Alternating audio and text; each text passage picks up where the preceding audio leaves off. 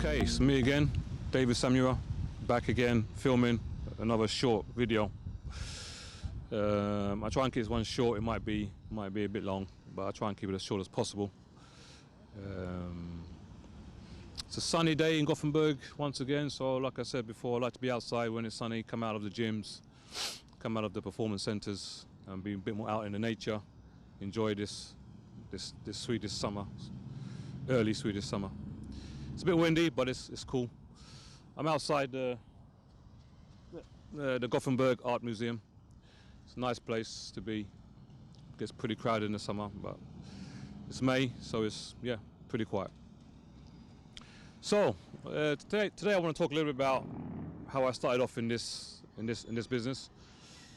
It's a question I get asked many times. Okay, what made how did I come into the sport and health and fitness sector industry? I need to take it back all the way back to when I was 14, 1985, when I started actually. So it's been 35 years now I've been working with this. So of course when I was 13, 14, I wasn't working with it as a professional. It was more like I was very talented at school in the sports. I was in a football team, school football team. I was in the district football team. Very talented, very people thought I would go all the way. Same with the rugby. Also played for the school football team. Was captain of the school football team, captain of the school district team, captain of the school rugby team. Played for the district rugby team. Was captain of the athletics team. So those are my three main sports that I did at school that I excelled at: football, track and field, but mainly track, 100 meters, 200 meters, 400 meters, and also rugby. So I remember back when I was back in 1985, my school sports teacher took me to the side and said, "Okay, from now on, I'm going to make you the captain of the team, and you're going to pick the team, and you're going to train the team." So I was like, "Whoa, this is the first time this ever happened." So that's when I first started out, and he obviously saw in me that I had the motivational, inspirational skills and charisma, and also the leadership skills to get people to work as a team and to hold the team together. And also I had this winner mentality. Also, I hated to lose. I still do. So that's when I started off in the. So I really thank my school sports teacher for that. That was Mike Dick. Was a great guy in many ways. Was like a mentor to many of us growing up. And from there, I went into. I think it was like when I was 17. It was on my school holidays, and like I said, I was always into sport, always into training. So I got a part-time job working in a gym, teaching some classes, and I thought, wow, this is something I really like to be around, this atmosphere, helping people out, inspiring people, motivating people who obviously were much older than me. I was only 17 years old, so they were much older than me. But I had this energy, I had this passion and to help people, and that's using fitness and sport as a way to get people to believe that they can do more than what they could do. So it's been a long journey. It's been a long journey that's taken me to many different countries. Like I said, I myself have played football up until the age of 18. When I didn't make it as a pro, then I came out of the football world. Was very frustrated, very angry. Many of my friends who were playing football with me at that same time, they went on to play for Chelsea, Brentford, Watford, Wimbledon, Fulham, Leyton Orient. So quite a few of us went on from that time, and I was much better than these guys, but they went on to become professional football players. Winning FA Cups and European Cups. And I was very frustrated watching these guys on TV. Remembering that 2 or 3 years earlier, I was the main guy. So I went into boxing from there. Boxing was really a way for me to just fight, get out that frustration, be able to hit people without being arrested.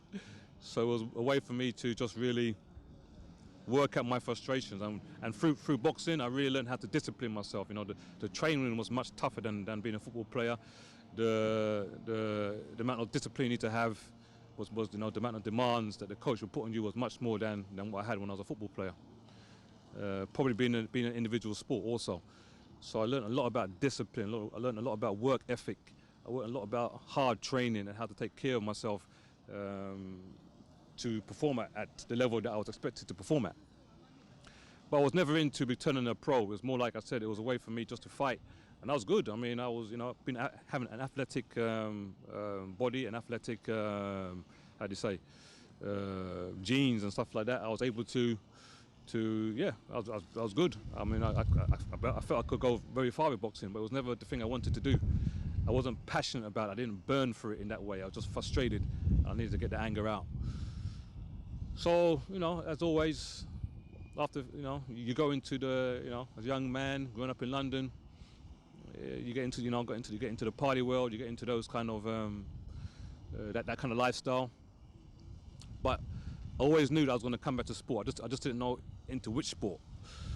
I thought either rugby or track and field. So, I was just enjoying myself, having the teenage lifestyle, into my early 20s.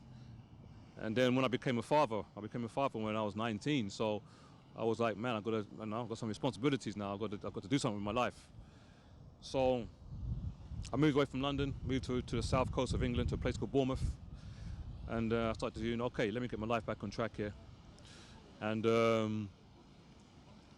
there was an athletic club close to the gym where I was working. I thought, okay, let me go down there and see what I can do. That's when I got into athletics and fell in love with athletics. So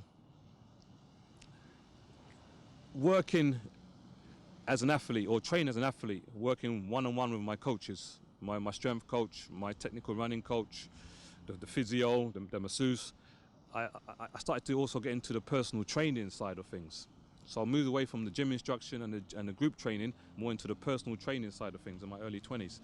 And I thought, wow, this is really where I want to be, because I saw how much when they helped me with my individual performance, I saw how much my performance would elevate. How when they will show me different things with different techniques, it's a one-on-one training. So you're getting one-on-one advice, you're getting one-on-one instruction, you're getting one-on-one correction, you're getting one-on-one motivation. I realized, wow, this is what I want to work with more. So I went much more into the personal training side of things. And obviously, being a sports person, I had a lot of sports people that were, that wanted to train with me. So that's why I got into the sports performance and also into the health and fitness side of things. So it's a journey that's taken me all over, wherever I've been an athlete, like in Spain, wherever I've competed, when I've lived in Spain, in Gran Canaria, in Tenerife, obviously in UK, coming to Sweden, in Belgium, in Denmark, in Italy, where I've trained. I've always had camps. I've always been able to work as a coach and as a personal trainer. There's two different things. I see that as two different roles. A coach works more with sports people, and a PT is working more with within the health and fitness industry. So I was able to combine both and learn from both. So it's been a journey that's taken me all over, and I've got so much experiences from it.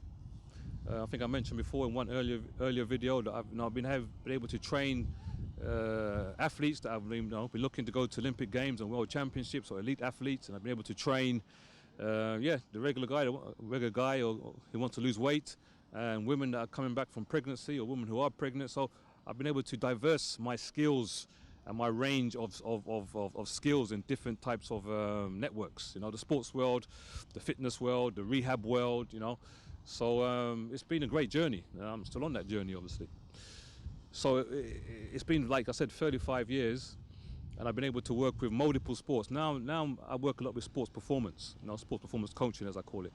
So I've had during my time I've worked with boxers, track and field, football players especially, rowers, wrestlers, guys in MMA, that's mixed martial arts, skiers, ice hockey players, tennis players, golf players, rugby players.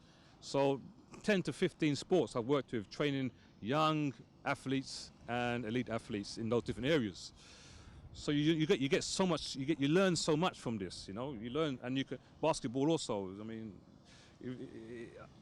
you get so much experience from training people in these different sports that you always learning something new, you know. So even though being in this for 35 years, you're always learning something new. There's always something new to learn, and that's a great thing about it. That keeps you on your toes because you can never know enough.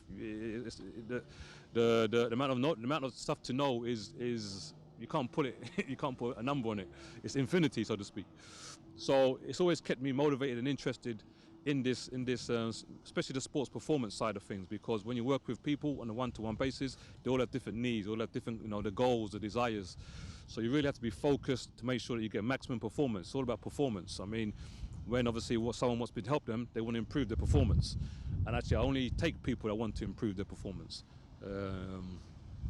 That's completely different to the health and fitness side of things. So when I'm working with sports performance, it's all about increasing your performance, taking you to the next level.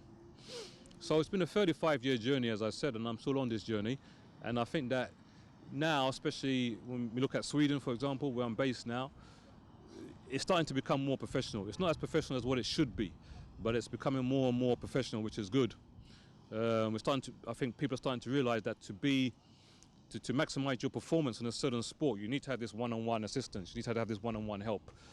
You can't do it by yourself. So many people think they can do it by themselves, and you just won't reach your full potential.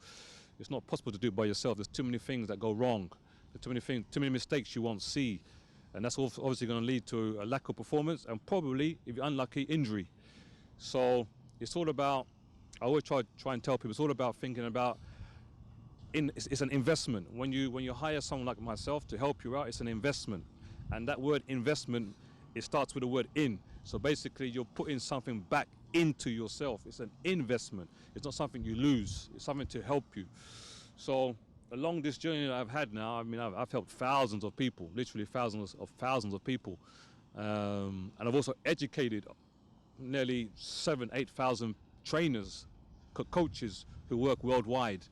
So it's been a great journey, and sometimes people say to me, "Oh, but why are you not working with some of the big teams?" Yeah, I said, they come calling, but the thing is, I don't want to have that type of restrictions on my freedom. I don't want to be tied down. I've never wanted to be that in my career. That's why I've always been flexible. I've never wanted to be tied down to like having to work, having to travel. For example, you work with a football team on a high level, you've got to travel. You've got to be on all the trainings. You have to go to all the matches. You've got to travel with the team all the time. I mean, that's taking time away from what I want to do in my own life, and also taking time away, especially from my family. And that's there's no I can't substitute my passion for sport for the love for my family. So my family always comes first. So that's why I don't try to go to these big clubs and to be hired by these big clubs, even though they might ask. I've always said no, because I know what it takes. I mean, I've been there. And I've seen the sacrifice that some of these coaches make with their family commitments, and it's not for me. So that's why I like to work with young athletes coming up in my local area. Also can help people online also. So, after this video, you'll see on the screen comes my number, my email address. So you can always email me and always give you online advice. But yeah, I really like to work with the young athletes on my home base here in Gothenburg right now, to help them go to the next level. So it's been a great career, and I'm just looking forward to the future.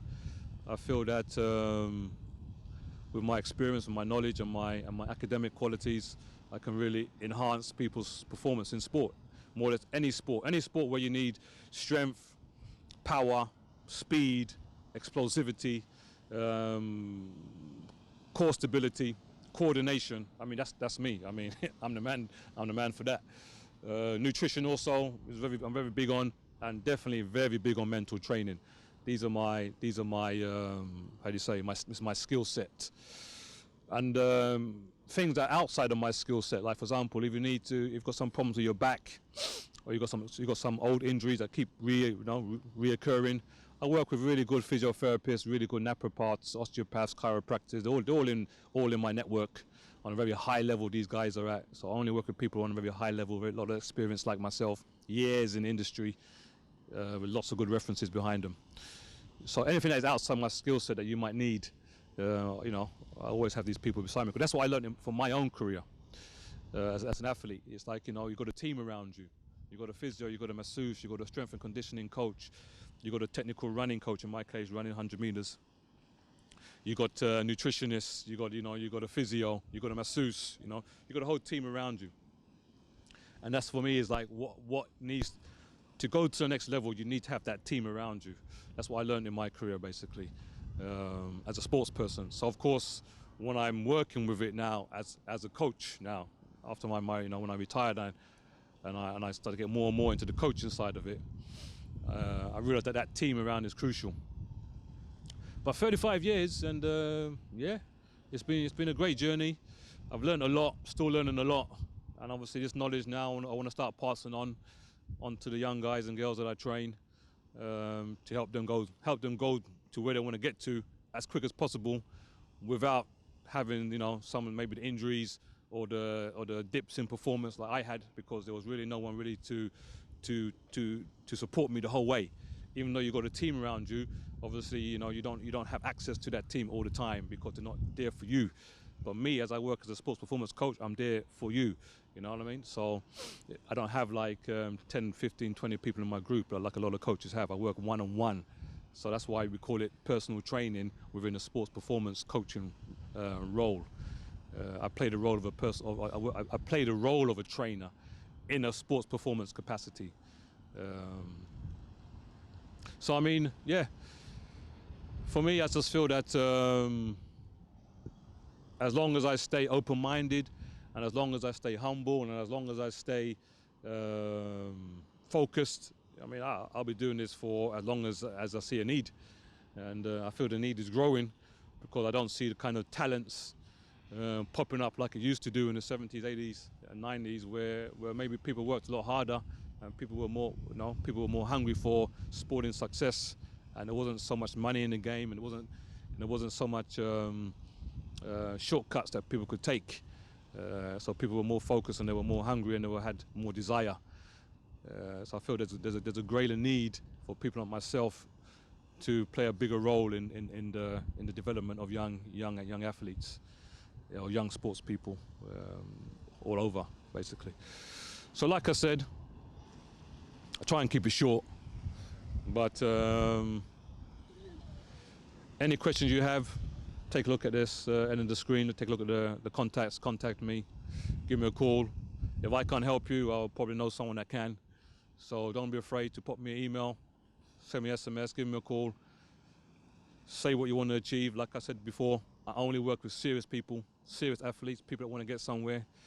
So I don't take everybody. I want to know your goals, your ambitions.